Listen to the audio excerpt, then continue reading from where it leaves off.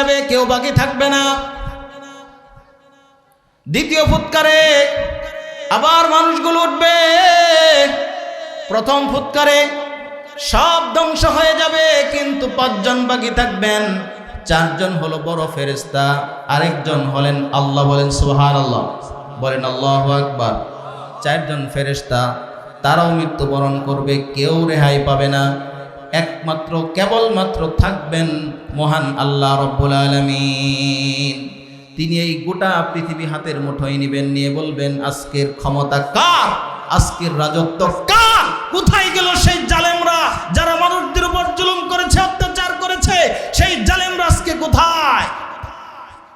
ইয়া দুনিয়া আইনা আনহারুকি, এ দুনিয়া তোর ভিতরে যে নদীগুলো ছিল, সাগরগুলো ছিল, কোথায়?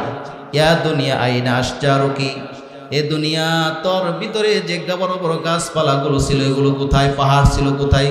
জালেম ছিল, তারা আজকে কোথায়? কোন আওয়াজ আছে? সেই দিন আল্লাহ পাক রব্বুল আলামিন কাহার নাম রাগান্বিত হয়ে আল্লাহ পাক রব্বুল আলামিন নিজেকে প্রকাশ করবেন। আমার বন্ধুগণ, কিয়ামতের মাঠ কায়েম হয়ে যাবে। এমন থমথমে পরিবেশ, আল্লাহ পাক রব্বুল আলামিন আবার নতুন করে সূর্যকে সৃষ্টি করবেন, চাঁদকে সৃষ্টি করবেন, মানুষগুলোকে আবার কবর থেকে বের করা হবে।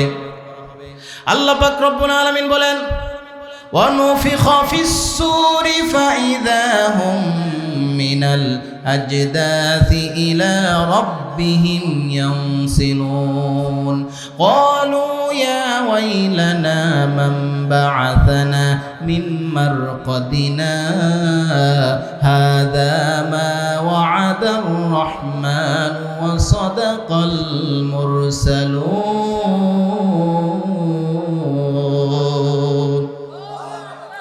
হয় না? আরো জোরে বলেন। আল্লাহ পাক রব্বুল আলামিন বলেন, যেই দিন ফুৎকার দেওয়া হবে, ফাইদা হুম মিনাল আজদাসি ইলা রাব্বিহিম ইয়ানসিলুন, কবরের মধ্যে যা আছে সব বের হয়ে আসবে। কবরে কি আছে? মানুষ আছে। যেই মানুষকে কবর দেওয়া হয় নাই, সেই মানুষ বের হবে।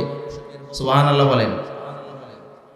যেই মানুষ সাগরে পড়ে মারা গিয়েছে, মাছে খেয়ে ফেলেছে, আগুনে পুড়ে মারা গিয়েছে, যে যেখানে মারা গিয়েছে সেখান থেকে উঠবে, সেখান থেকেই উঠবে। তাফসিরের মধ্যে বর্ণিত হয়েছে, মানুষের পিঠের সর্বশেষ যে হাড়টা আছে, হাড়ের টুকরা আছে, ওই হাড়ের টুকরাটা কোনোদিন পচে গলে না, মাটিতে খায় না।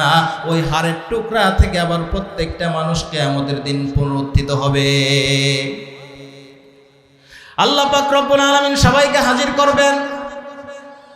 সূর্যটা এত কাছে চলে আসবে, মানুষগুলোর মাথা গলে, মগজগুলো করে নাক কান দিয়ে পড়তে থাকবে, মানুষগুলো দৌড়াতে থাকবে, জিহ্বাটা ঝুলে নাভি পর্যন্ত ঝুলে যাবে। মানুষগুলো দৌড়াবে আর বলবে, কোথায় শান্তি পাই, কোথায় শান্তি পাই। জমিনটা তামার মতো গরম হয়ে যাবে, উত্তপ্ত, দৌড়াতে থাকবে, কোথায় গেলে শান্তি পাওয়া যায়। প্রত্যেকটা মানুষ থাকবে উলঙ্গ। আম্মা জান আয়েশা ডাক দিয়ে বললেন, ইয়া রাসূলুল্লাহ, সেই দিন যদি প্রত্যেকটা মানুষ উলঙ্গ থাকে, তাহলে একজনের লজ্জাস্থান আরেকজন দেখে ফেলবে। আল্লাহর নবী ডাক দিয়ে বলেন, আয়েশা রে, তুমি কি আখিরাতের এই ময়দানটা দুনিয়ার জমিনের মতো মনে করো নাকি? ও আয়েশা, আখিরাতের ময়দানটা এত কঠিন হবে, একজনের লজ্জাস্থানের দিকে আরেকজন তাকাতো দূরের কথা, একজনের চেহারার দিকে আরেকজন তাকানোর সুযোগ পাবে না। আল্লাহর নবী সাল্লাল্লাহু আলাইহি ওয়াসাল্লাম বলেন, সেই দিন মানুষ দৌড়াবে, মানুষের ঘামে এই তামার উত্তপ্ত জমিন, মানুষের ঘামে এত পরিমাণ পানি হয়ে যাবে, বলে যে প্রত্যেকটা মানুষের গলা পরিমাণ পানি হয়ে যাবে ঘামের কারণে। আল্লাহ পাক রব্বুল আলামিন বলেন, সেই বিভীষিকাময় ময়দানে আমি মানুষদেরকে ডাকবো, প্রত্যেকের গলায় তাদের আমলনামা ঝুলিয়ে দিব। প্রত্যেকের আমলনামা কোথায় ঝুলিয়ে দিবেন? গলায় ঝুলিয়ে দিবেন, আর বলবেন, ইকরা কিতাবাকা কাফা বিনাফসিকাল ইয়াউমা আলাইকা হাসিবা। আল্লাহ পাক রব্বুল আলামিন বলবেন ইকরা, পড়ো, কিতাবাকা, তোমার আমলনামা, কাফা বিনাফসিকাল ইয়াউমা আলাইকা হাসিবা, তোমার আমলনামা তুমি পড়ো, তোমার হিসাব নেওয়ার জন্য তুমি নিজেই যথেষ্ট হয়ে যাবে। এইবার দেখবে হারে আমলনামার মধ্যে অনেক কিছু লেখা, লা ইউগাদিরু সগীরাতাও ওয়ালা কাবীরাতান ইল্লা আহসাহা, সুবহানাল্লাহ বলে। মানুষ দেখবে আরে ছোট থেকে ছোট আমল ওইটাও লেখা, বড় থেকে বড় যেটা ওইটাও লেখা। আরে ছোট সময় কার গাছের মধ্যে একটা ঢিল মারছিলাম, ওই ঢিলটাও আজকের আমলনামার মধ্যে লেখা আছে। লা ইউগাদিরু সগীরাতাও ওয়ালা কাবীরাতান ইল্লা আহসাহা। মানুষরা বলবে আরে এটা কেমন আমলনামা, এটা কেমন আমলনামা, ছোট থেকে ছোট কোনো বিষয় যেটা হয়তো আমার মনে নাই, কারো দোকান থেকে 2 টাকার কোনো কিছু বাকি খাইয়া দিতে মনে নাই, ভুলে গিয়েছি, কিন্তু আজকে এই 2 টাকার হিসাবটাও আমলনামার মধ্যে লেখা আছে। তখন মানুষজন দেখবে হারে যারা ডান হাতে আমলনামে তারা তো খুশি হয়ে যাবে, আর যারা বাম হাতে আমলনামা পাবে তাদের দুঃখর শেষ রইবে না। তারা সেই দিন আমলনামা দেখে আল্লাহর কাছে অভিযোগ করবে, আল্লাহ আপনার ফেরেশতারা বানায় বানায় লেখছে, এত অপরাধ আমি করি নাই। কি বলবে? দুনিয়াতে যেমন মিথ্যা বলেছিল স্মরণ হয়ে যাবে, হারে দুনিয়াতে কত মিথ্যা বলেছি, মিথ্যা বক্তৃতা দিয়েছি, মিথ্যা আশ্বাস দিয়েছি, আছে না নাই? বলেছিলাম কালবার করব, রাস্তা করব, এরপরে মানুষের আশ্রয় করব, কত কিছু বলেছিলাম, কিন্তু নিজেই খায় ফেলাইছে। রড খাইছে, সিমেন্ট খাইছে, পাথর খাইছে, আছে না নাই? চিন্তা করবে আরে দুনিয়াতে তো মানুষকে মিথ্যা আশ্বাস দিয়েছিলাম, মিথ্যা আশ্বাস, আজকেও আল্লাহর সামনে মিথ্যা বলবে, আল্লাহ এত অপরাধ আমি করি নাই, তোমার ফেরেশতারা বানায় বানায় লেখছে। আল্লাহ পাক রব্বুল আলামিন ডাক দিয়ে বলেন, আল ইয়াউমা নাখতিমু আলা আফওয়াহিহিম ওয়া তুকাল্লিমুনা আইদিহিম ওয়া তাশহাদু আরজুলুহুম বিমা কানু ইয়াকসিবুন।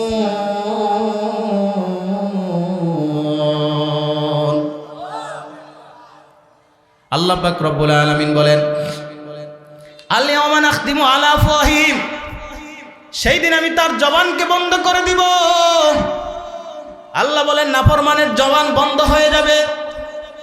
সেই দিন আল্লাহর সামনে দাঁড়ায়া আর হাসি দিয়া মিথ্যা বলার কোনো সুযোগ আছে নাকি? আল্লাহ বলেন আমি জবানকে বন্ধ করে দিব। আল ইয়াউমা নাখতিমু আলা আফওয়াহিহিম, জবান বন্ধ হয়ে যাবে। হারে وتكلمنا أيديهم وتكلمنا أيديهم, আহারে সেই দিন 2 হাত তার বিরুদ্ধে সাক্ষী দিবে। ওয়াতাশহাদু আরজুলুহুম, 2 পা সাক্ষী দিবে, 2 হাত সাক্ষী দিবে। হাত দিয়ে কি সে কি অপরাধ করেছে, কার উপর জুলুম করেছে, কাকে প্রহার করেছে, কার উপর নির্যাতন করেছে, 2 হাত সব বলে দিবে। 2 পা দিয়ে কি অপরাধ করেছে, পা বলে দিবে।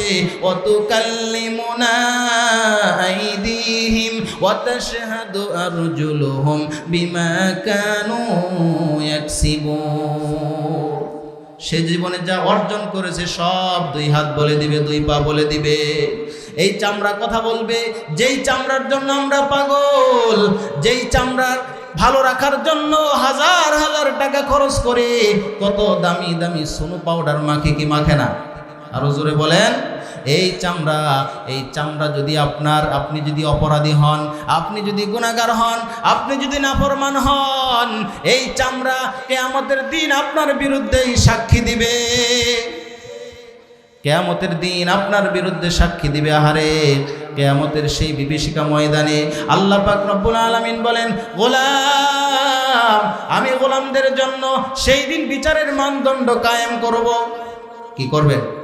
বিচারের মানদণ্ড কায়েম করব, দাড়িপাল্লা নিয়ে বসবো। প্রত্যেকের আমলকে আমি আল্লাহ পাক রব্বুল আলামিন গণনা করব না, পরিমাপ করব, ওজন করব। বলেন সুবহানাল্লাহ। কি করবেন? পরিমাপ করবেন। কারণ দুনিয়াতে যারা আমল করে, আমলের মধ্যে কিছু পার্থক্য আছে। যেমন ধরেন কেউ 2 রাকাত নামাজ পড়ছে আল্লাহর ভয় নিয়ে, আল্লাহকে রাজি খুশি করার জন্য, ঠিক কিনা? বেশি মহাব্বত নিয়ে খুশুখুজুর সাথে পড়ছে, তার 2 রাকাত নামাজ আর যে 2 রাকাত নামাজ স্বাভাবিকভাবে পড়ছে, এই 2 জনের নামাজ কি সমান? এখন যদি 2 রাকাত হিসেবে গণনা করে সওয়াব দেওয়া হয় তাহলে সমান সমান দিতে হয়, ঠিক কিনা? কিন্তু আল্লাহ পাক রব্বুল আলামিন বলেন না, আমি তো মানুষের উপরেরটা দেখি না, দেখি অন্তরেরটা। কোনটা? অন্তরেরটা। বান্দার অন্তরে কি নিয়তে 2 রাকাত নামাজ পড়ছে, আমাকে রাজি খুশি করার জন্য পড়ছে কিনা, ওইটা আমি আল্লাহ পাক রব্বুল আলামিন দেখব। দেখার জন্য সেই দিন কিয়ামতের দিন আমি বান্দার আমল নামা পরিমাপ করার জন্য ওজনদারি পাল্লা নিয়ে বসে যাব। আল্লাহ পাক রব্বুল আলামিন বলেন ওয়ানাদউল মাওয়াজিনাল কিসত লিয়াউমিল কিয়ামাতি ফালা তুযলামু নাফসুন শাইআ ওয়া ইন কানা মিসকালা হাববাতিন মিন খারদালিন আতাইনা বিহা ওয়া কাফা বিনা হাসিবিন। আল্লাহ পাক রব্বুল আলামিন বলেন ওয়ানাদউল মাওয়াজিনাল কিসত লিয়াউমিল কিয়ামা, কিয়ামতের দিন আমি বিচারের মানদণ্ড কায়েম করব। ফালা তুযলামু, কারো প্রতি জুলুম করা হবে না। ওয়ানাদউল মাওয়াজিনাল কিসত লিয়াউমিল কিয়ামাতি ফালা তুযলামু নাফসুন শাইআ, কারো প্রতি বিন্দু পরিমাণ জুলুম করা হবে না। ওয়া ইন কানা মিসকালা হাববাতিন মিন খারদালিন আতাইনা বিহা, দুনিয়ার জমিনে কে কি আমল করেছে, ছোট আমল যদি হয়, ওইটা সরিষার দানা পরিমাণ, জাররা পরিমাণও যদি হয়, কিয়ামতের দিন ওইটা ভালো হোক মন্দ হোক, ওইটা আমি মানুষের সামনে হাজির করব। এইবার মানুষরা কিয়ামতের ময়দানে দৌড়াচ্ছে। কি করতেছে? দৌড়াচ্ছে। আহারে এই যন্ত্রণা সহ্য হয় না, আধাত উপরে সূর্য, আরে মগজগুলো গলে গলে পড়তেছে, এরপরও মানুষের কোনো মরণ কয়বার? আর একটু আসতে বলেন, কয়বার? এমনভাবে কথা বলতেছেন মনে হয় আপনারা মরবেন। একে একে মরবেন না, হাত তোলেন তো। সবাই সচেতন, সচেতন নাগরিক দরকার আছে না নাই? এবার হাত তোলেন, কে কে মরবেন হাত তুলে আল্লাহকে দেখান। লিল্লাহি তাকবীর, লিল্লাহি তাকবীর। এখন আপনারা মরবেন তো রাজি আছেন? এই যে রাজি আছে। মরতে চায় মানুষ, বাঁচার লাগে কত কিছু করে, তবে মরবো। আল্লাহ যে সময়, হাত নামান, আল্লাহ যে সময় নির্ধারণ করে রেখেছেন ওই সময় মরবো, ঠিক কিনা বলেন? লিকুল্লি উম্মাতিন আজাল ইযা জাআ আজালুহুম লা ইস্তাখিরুনা সাআতা ওয়া লা ইস্তাকদিমুন। আল্লাহ পাক রব্বুল আলামিন বলেন, মানুষের যখন সময় এসে যাবে তখন 1 সেকেন্ড এদিকে করা হবে না, 1 সেকেন্ড ওদিকে করা হবে না, নির্দিষ্ট সময়ে প্রত্যেকটা মানুষের মৃত্যু উপস্থিত হয়ে যাবে। সুবহানাল্লাহ বলেন। আমার বন্ধুগণ, আমরা প্রত্যেকেই মরব কিয়ামতের দিন, কিন্তু আর কোনো মরণ নাই। মরণ কয়বার? একবার মানুষ মরবে, আর মরবে না। কিয়ামতের দিন মানুষ দৌড়াবে, মরণ নাই। মগজ গলে পড়তেছে, কান দিয়ে পড়তেছে, নাক দিয়ে পড়তেছে, মরণ নাই।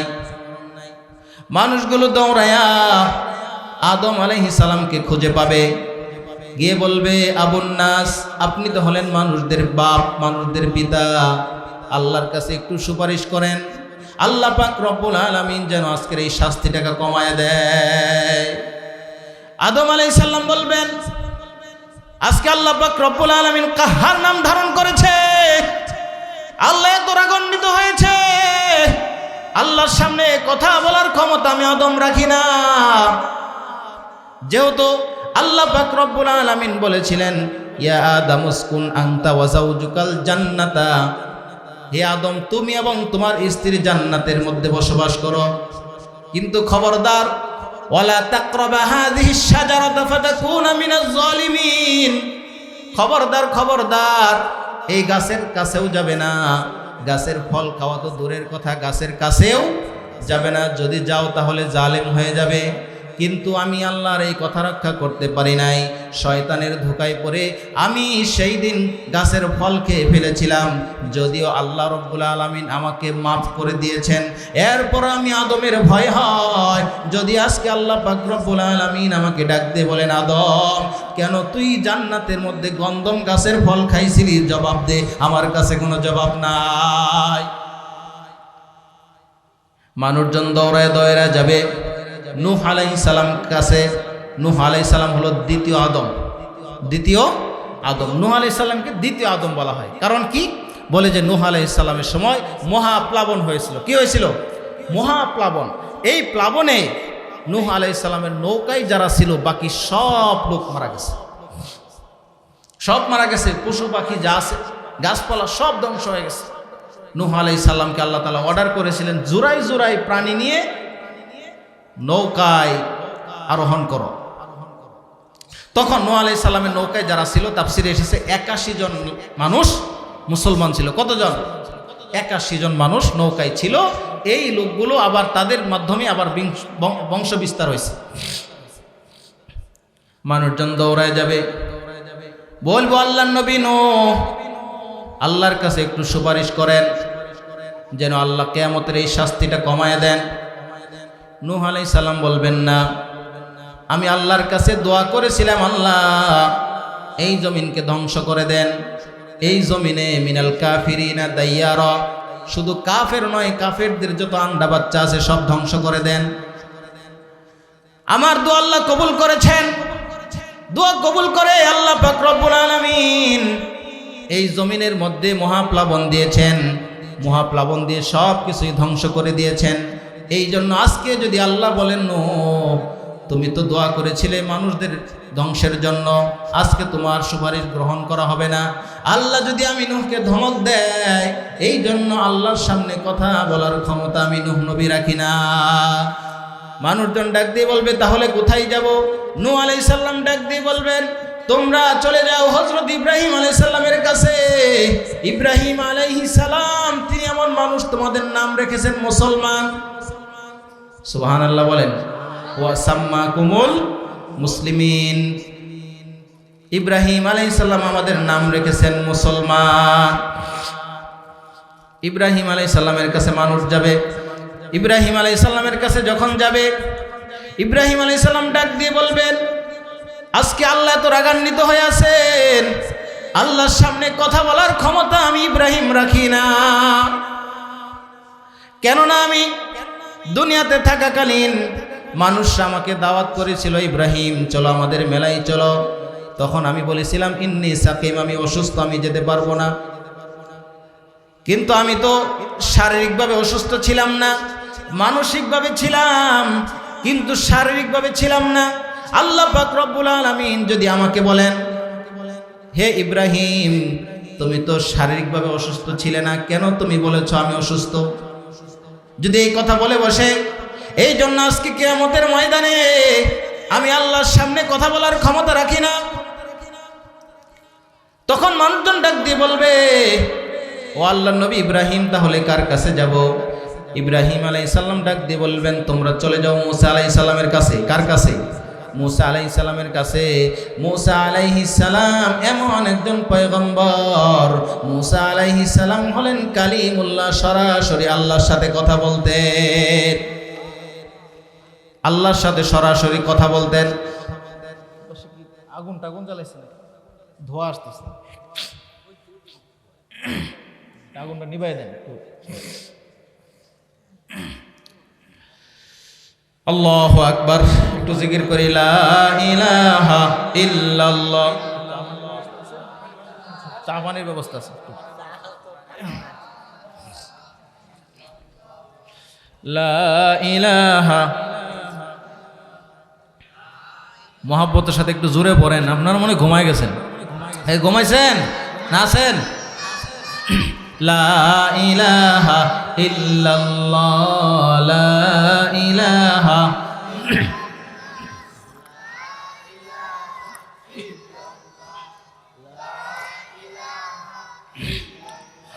লা ইলাহা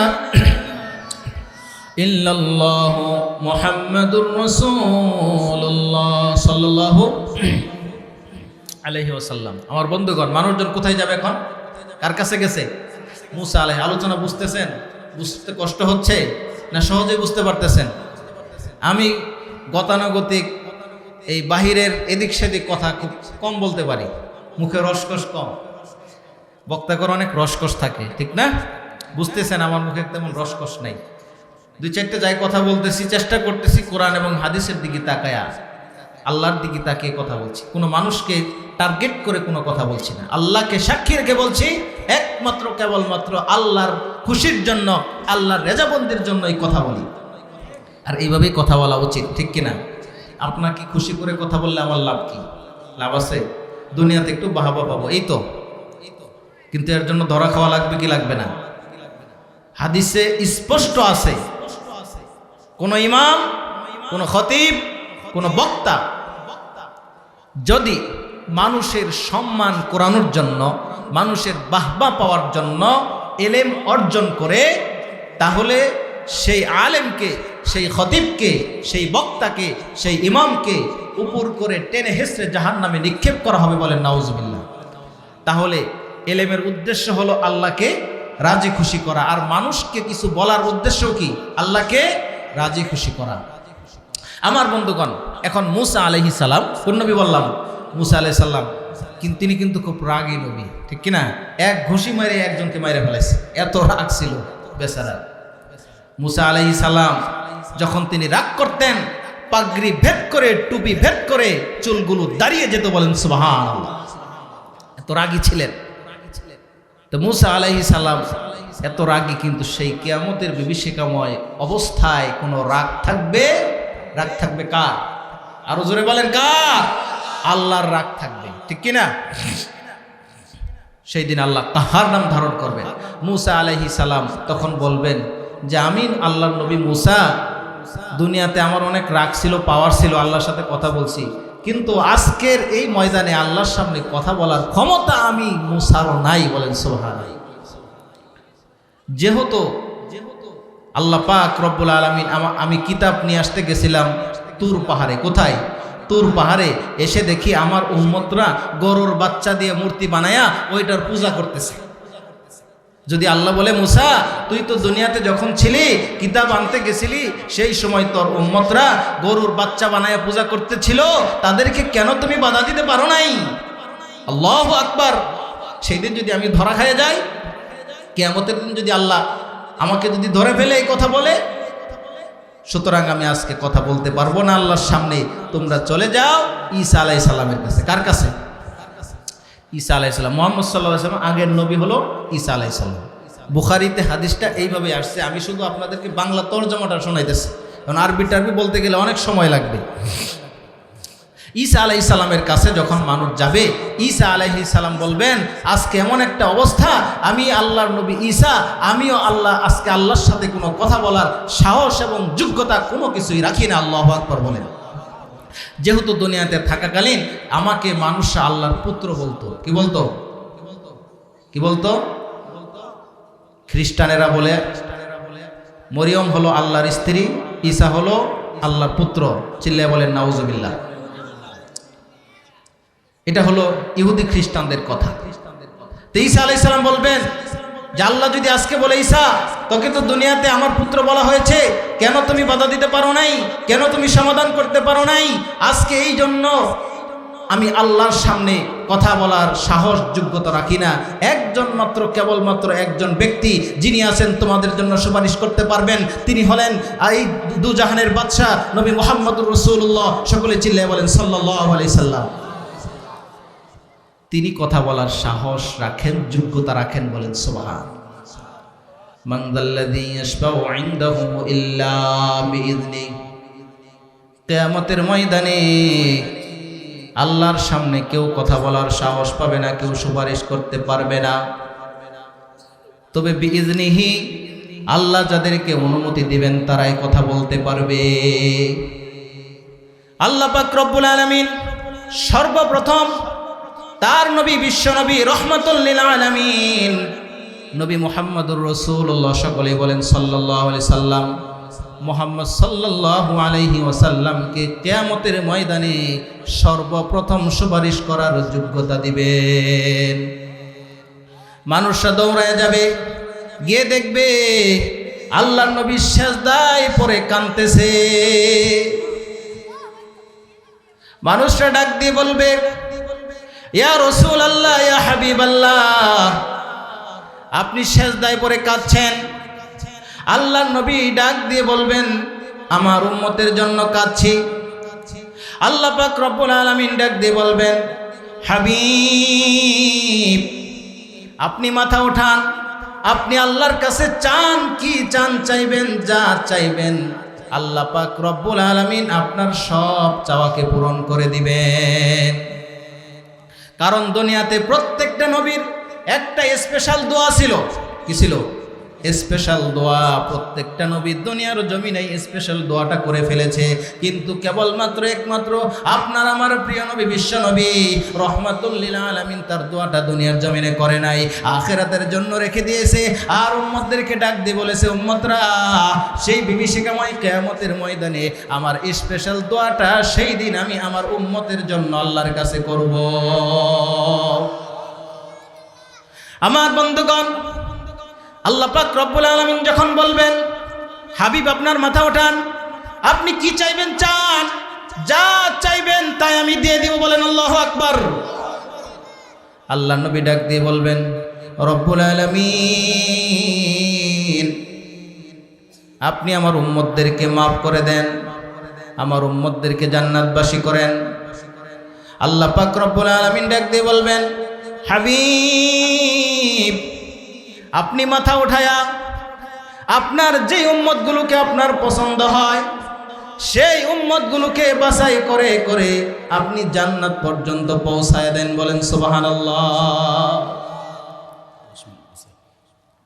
আমার বন্ধুগণ, তাহলে আল্লাহ নবী সাল্লাল্লাহু আলাইহি সাল্লাম কিয়ামতের দিন সুপারিশ করবেন, ঠিক কিনা বলেন? কাদের জন্য সুপারিশ করবেন? আল্লাহ নবী সাল্লাল্লাহু আলাইহি সাল্লাম আবার কাউসার বিতরণ করবেন। আল্লাহ পাক রব্বুল আলামিন বলেন, ইন্না আ'তাইনাকাল কাউসার ফাসাল্লি লিরাব্বিকা ওয়ানহার ইন্না শানিআকা হুয়াল আবতার। আমার বন্ধুগণ, আল্লাহ পাক রব্বুল আলামিন বলেন, ইন্না আ'তাইনাকাল কাউসার, হে নবী আপনাকে আমি কাউসার দান করছি, বলেন সুবহানাল্লাহ। কাউসারের মালিক কে? আল্লাহর নবী, বলেন সুবহানাল্লাহ। আল্লাহর নবীকে আল্লাহ পাক রব্বুল আলামিন কাউসারের মালিক বানিয়ে দিবেন। কারণ কাউসারটা হলো একটা পানির কূপ। এখান থেকে আল্লাহর নবী সাল্লাল্লাহু আলাইহি সাল্লাম তার উম্মতদের মাঝে পানি বিতরণ করবেন। এক শ্রেণীর মানুষদেরকে তিনি পানি দিতে যাবেন, কিন্তু মাঝখান দিয়ে পর্দা পড়ে যাবে। কি পড়ে যাবে? পর্দা পড়ে যাবে। তখন আল্লাহর নবী ডাক দিয়ে বলবেন, রব্বুল আলামিন, তারা তো আমার উম্মত, আমার উম্মতের মতোই দেখা যায়। আল্লাহ পাক রব্বুল আলামিন ডাক দিয়ে বলবেন, ও আল্লাহর হাবিব, ও আমার হাবিব, যদিও তারা বেশভূষাতে দেখা যায় আপনার উম্মতের মতো, কিন্তু আসলেও তারা প্রকৃতপক্ষে আপনার উম্মত না।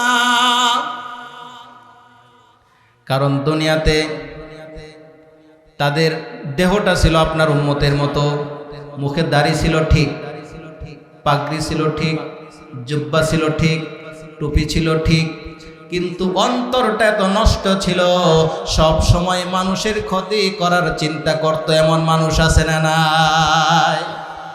বেশভূষাতে খুব সুন্দর, এই জন্য আমি একটা হাদিস পড়েছিলাম খুতবাতে, মনে আছে না নাই আপনাদের? ইন্নাল্লাহা লা ইয়ানজুরু ইলা সুওয়ারিকুম ওয়া আজসামিকুম ওয়ালাকিন ইয়ানজুরু ইলা কুলুবিকুম ওয়া আমালিকুম। আমার বন্ধুগণ, আল্লাহর নবী বিশ্বনবী রাহমাতুল লিল আলামিন বললেন, ইন্নাল্লাহা লা ইয়ানজুরু ইলা সুওয়ারিকুম ওয়া আজসামিকুম, নিশ্চয়ই আল্লাহ তাআলা তোমাদের সুরতের দিকে তাকান না, কে কত সুন্দর, কে কত খাটো, কে কত কালো, কে কত লম্বা, এগুলো আল্লাহ পাক রব্বুল আলামিন দেখেন না। ওয়া আজসামিকুম, আর তোমাদের দেহের দিকে তাকান না, কে কত শক্তিশালী, এটাও দেখেন না। তাহলে কি? ওয়ালাকিন ইয়ানজুরু ইলা কুলুবিকুম ওয়া আমালিকুম, আল্লাহ পাক রব্বুল আলামিন তোমাদের কলবের দিকে তাকান, তোমাদের আমলের দিকে তাকান। তোমাদের এই কলবটা কত সুন্দর, এই জন্য বাহির দিয়ে যতটা সুন্দর হব, ভিতর থেকে আরো বেশি সুন্দর হওয়ার দরকার আছে না নাই? আরো জোরে বলেন। তাহলে ভিতর থেকে সুন্দর হতে হলে মানুষের সাথে হিংসা করলে করা যাবে? হিংসা আছে না নাই? এরপরে আপনার তাকাব্বরি, অহংকারী আছে না নাই? আরো জোরে বলেন।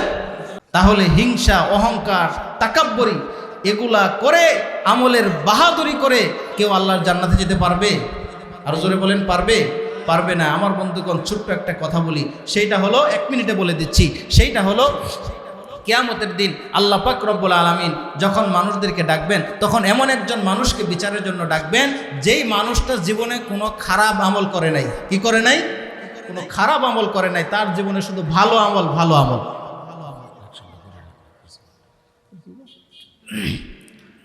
সবকিছু ভালো আমল। তখন ওই ব্যক্তিকে ডাকা হবে, তখন আল্লাহ পাক রব্বুল আলামিন বলবেন, হে বান্দা, আমার দয়ায়, আমার মায়ায় জান্নাতে চলে যাও। আমরা সুবহানাল্লাহ বলবো না, যদি আবার মহিলারা শুনে চিল্লায় বলেন সুবহানাল্লাহ।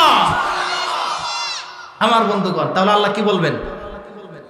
যে আমার মানে রহমতে, আমার অনুগ্রহে, আমার দয়ায় জান্নাতে যাও। কার দয়ায়? আল্লাহর দয়ায়। এখন বান্দা বলবে, আল্লাহ এত আমল করলাম, দুনিয়াতে কোনো খারাপ আমল করি নাই, আজকে কি তোমার দয়ায় জান্নাতে যেতে হবে? তাহলে এত আমলের দরকারটা কি আছে? আল্লাহ পাক রব্বুল আলামিন বলবেন, এই বান্দার 2টা চক্ষু যে নিয়ামত দিয়েছি, 2টা চক্ষু লাগবে না, একটা চক্ষু একটা পাল্লায় উঠায় দাও, আর সারা জীবনের আমল বান্দার আরেক পাল্লায় উঠায় দাও। সুবহানাল্লাহ বলেন। যখন উঠায় দেওয়া হবে, তখন দেখা যাবে আল্লাহ পাক রব্বুল আলামিন আমাদেরকে যে 2টা চক্ষু নামক নিয়ামত দিয়েছিলেন, একটা চক্ষুর পাল্লাটা ভারী হয়ে যাবে, আর সারা জীবনের যত আমল করেছে বান্দা, সব আমলগুলো হালকা হয়ে যাবে। তখন বান্দা বুঝতে পারবে, হারে আমার যে আমল, আমলের বাহাদুরি দেখায়া আল্লাহর জান্নাতে যাওয়া যাবে না। কারণ আল্লাহ পাক রব্বুল আলামিন যাকে দয়া করবেন, মায়া করবেন, সেই জান্নাতে যাবে। ঠিক কিনা বলেন? বান্দা তার ভুল বুঝতে পারবে, বান্দা বলবে, রব্বুল আলামিন আমার ভুল হয়ে গেছে, রব্বুল আলামিন আপনি আমাকে ক্ষমা করে দেন, আমি আমলের বাহাদুরি করে ফেলেছি। রব্বুল আলামিন ডাক দিয়ে বলবেন, বান্দা যেহেতু তার ভুল বুঝতে পেরেছে, তাহলে বান্দা এইবার আমার রহমতে, আমার অনুগ্রহে তুমি জান্নাতে চলে যাও। তখন বান্দা জান্নাতে চলে যাবে। সুবহানাল্লাহ বলেন। তাহলে আল্লাহ নবী সাল্লাল্লাহু আলাইহি সাল্লাম কাউসারের পানি বিতরণ করবেন। 1 শ্রেণীর মানুষদের মাঝে পানি যখন দিতে যাবেন, মাঝখানে পর্দা। মাঝখানে কি? পর্দা।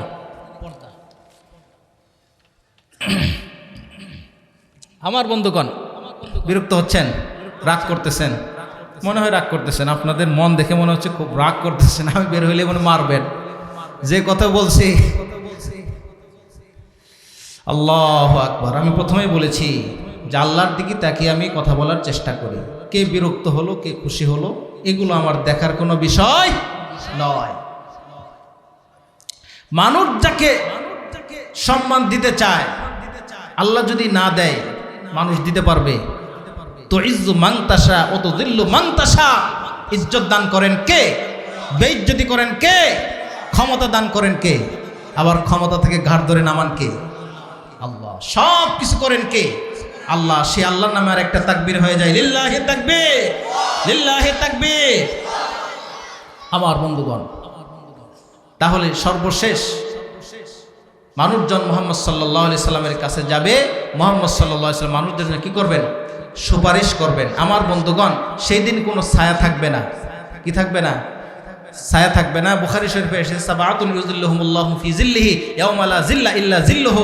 7 শ্রেণীর মানুষ আছে, তারা আল্লাহর আরশের ছায়ার নিচে জায়গা পাবে। কয় শ্রেণীর? 7 শ্রেণীর। এই 7 শ্রেণীর মানুষের মধ্যে একটা আছে যারা গোপনে দান করে, যে ডান হাতে দান করে, বাম হাত জানে না। সুবহানাল্লাহ বলেন।